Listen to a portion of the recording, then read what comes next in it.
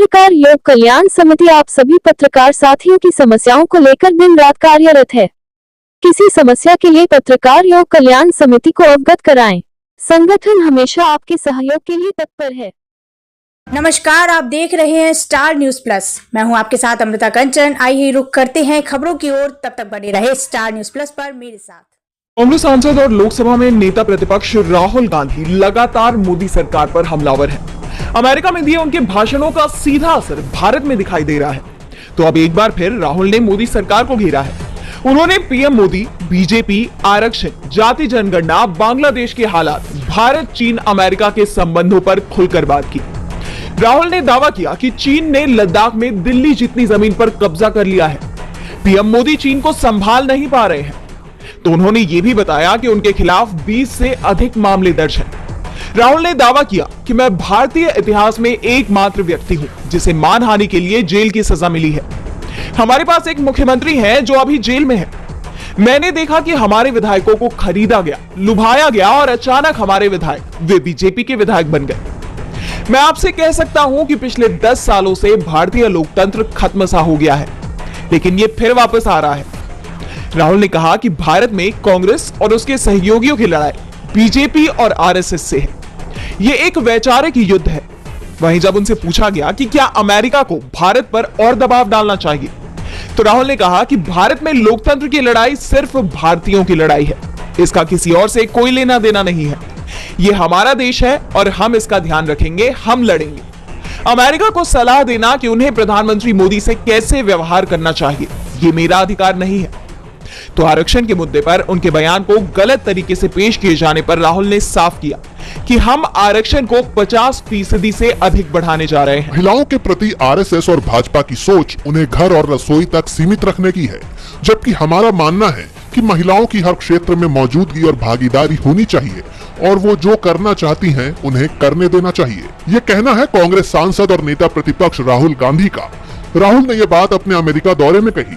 बता दें कि बीते वर्षों में महिलाओं को लेकर बीजेपी और आरएसएस के रवैये और बयानों को लेकर उनकी छवि महिला विरोधी की बनी हुई है, लेकिन अब ऐसा लगता है कि संघ अपनी महिला विरोधी इमेज से बाहर निकलना चाहती है। अब राहुल के इस आरोप पर खुद संघ प्रमुख मोहन भागवत ने सामने आकर सफाई दी है। भागवत महिलाओं की बहुराज्य सहकारी समिति द्वारा आयोजित एक कार्यक्रम में पहुंचे थे। यहाँ भागवत ने कहा, महिलाएं वो सब काम कर सकती हैं जो पुरुष कर सकते हैं। महिलाएं वो काम भी कर सकती हैं जो पुरुष नहीं कर सकते। भारत में महिलाएं सिर्फ अपने बारे में नहीं सोचती हैं, उनमें मातृ प्रेम का गुण अंतर्निहित है और इसलिए वो सभी के कल्याण के बारे में सोचती हैं। भागवत का ये बयान सुनकर ऐसा लगता है जैसे वो राहुल गांधी की जुबान बोल रहे हों, क्योंकि अब संघ को भी ये समझ में आ गया है कि अब राहुल गांधी को देश ही नहीं बल्कि देश के बाहर भी लोग सुन रहे हैं और राहुल गांधी के मुद्दों के विपरीत जाकर संघ अपना नुकसान नहीं करना चाहती है। लेकिन सवाल यह है कि महिलाओं को लेकर संघ का ये समर्थन दिखावटी है या फिर संघ सच में महिलाओं के प्रति ऐसी भावना रखता है। और अगर मोहन भागवत इस मामले में गंभीर है तो उन्हें इस मुद्दे पर संघ के भीतर से ही ऐसी पहल करके एक मिसाल जरूर पेश करनी चाहिए। विधानसभा चुनाव के मद्देनजर कांग्रेस अध्यक्ष मल्लिकार्जुन खड़गे जम्मू कश्मीर के अनंतनाग पहुंचे। यहाँ खड़गे ने बीजेपी पर निशाना साधते हुए बड़ा दावा किया। उन्होंने कहा कि इस बार के लोकसभा चुनाव के नतीजों में 400 पार वाले 240 पर सिमट गए। अगर हमारी 20 सीटें और आ जाती तो बीजेपी के लोग इस समय जेल में होते। उन्होंने आगे कहा कि बीजेपी के लोग जेल में ही रहने के लायक हैं। कांग्रेस अध्यक्ष के इस बयान ने जम्मू कश्मीर से लेकर दिल्ली तक का सियासी पारा हाई कर दिया है। खड़गे ने आगे कहा कि जम्मू कश्मीर में आज हर जगह हमले हो रहे हैं, फिर भी मोदी जी झूठ बोलने में शर्माते नहीं हैं, क्योंकि वो झूठों के सरदार हैं। बीजेपी और पीएम मोदी ने जम्मू कश्मीर के हक को छीन लिया है और हम वादा करते हैं कि हम आपका यह अधिकार लौटा कर रहेंगे। खड़गे ने आखिर में कहा कि नेशनल कॉन्फ्रेंस और कांग्रेस का गठबंधन देख बीजेपी बौखला गई है, इसलिए वो जम्मू कश्मीर की लिस्ट बार बार बदल रही है। इससे आप अंदाजा लगा सकते हैं कि बीजेपी के लोग इंडिया गठबंधन की एकता को देखकर डर गए हैं। बता दें कि जम्मू कश्मीर की 90 सीटों पर 3 चरणों में वोटिंग होगी। ये वोटिंग 18 सितंबर, 25 सितंबर और 1 अक्टूबर को होगी। वहीं इसके नतीजे 8 अक्टूबर को सामने आएंगे। सेबी चीफ माधवीपुरी बुच को लेकर लगातार एक के बाद एक नए खुलासे सामने आ रहे हैं और अब एक बार फिर बुच हिंडनबर्ग के निशाने पर आ गई है। अमेरिकी रिसर्च फर्म ने सेबी चीफ को लेकर ट्वीट किया कि नए आरोप सामने आए हैं कि सेबी अध्यक्ष माधवी बुच की 99% स्वामित्व वाली निजी परामर्श इकाई ने सेबी के होल टाइम मेंबर के रूप में उनके कार्यकाल के दौरान सेबी द्वारा विनियमित कई सूचीबद्ध कंपनियों से भुगतान स्वीकार किया था।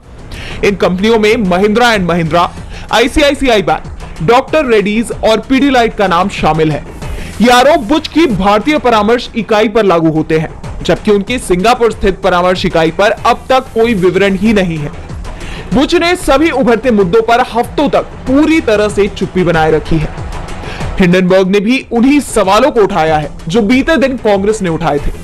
कांग्रेस प्रवक्ता पवन खेड़ा ने अगोरा एडवाइजरी प्राइवेट लिमिटेड में 2024 तक सेबी चीफ की 99% हिस्सेदारी को लेकर घेरा था। साथ ही इन कंपनियों से सेबी चीफ के पति धवल बुच को हुई कमाई को लेकर सवाल उठाए थे और अब हिंडनबर्ग ने भी इन सभी आरोपों पर बुच की चुप्पी पर सवाल खड़े कर दिए हैं। महाराष्ट्र में सियासत गरमाई हुई है, एनडीए में दरार बढ़ती जा रही है। एक बार फिर शिंदे गुट की शिवसेना और अजीत गुट की एनसीपी आमने सामने आ गए हैं। बारामती में एक बैनर पर काले कपड़े को लेकर दोनों दलों में झगड़ा हो गया।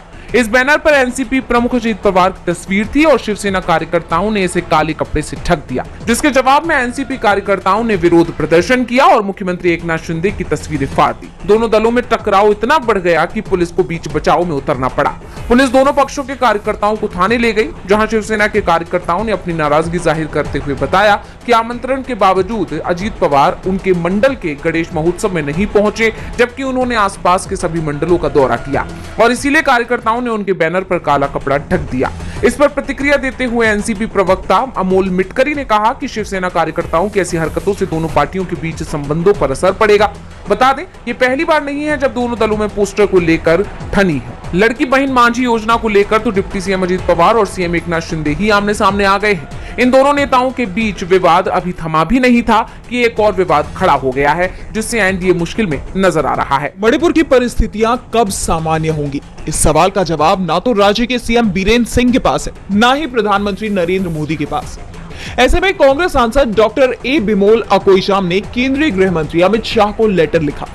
उन्होंने सीधा सवाल किया कि अगर इस तरह का हिंसक संकट देश के मुख्य राज्यों जैसे यूपी, बिहार, पंजाब, महाराष्ट्र में होता, तब भी क्या केंद्र सरकार इसे जारी रहने देती? मणिपुर की मौजूदा स्थिति 1947 में भारत के विभाजन की याद दिलाती है। ये 2021 से 14 अगस्त को विभाजन विभीषिका स्मृति दिवस के रूप में मनाने के सरकार के हालिया प्रयासों को देखते हुए विशेष रूप से परेशान करने वाला है। मुझे बहुत अफसोस है कि केंद्र के लिए मणिपुर में लोगों का जीवन कोई मायने नहीं रखता।